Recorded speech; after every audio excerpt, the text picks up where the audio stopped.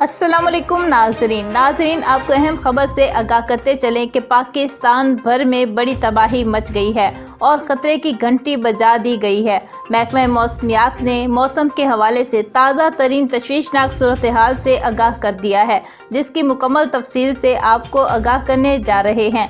मगर उससे कबल आपसे गुजारिश है कि वीडियो को लाइक कर दें और अगर आप हमारे चैनल पर पहली बार आए हैं तो चैनल को सब्सक्राइब करके साथ बने बेल आइकन को भी लाजमी प्रेस कर दें ताकि इस तरह की मज़ीद मालूमाती वीडियोस आपको बर वक्त और आसानी के साथ मिलती रहें।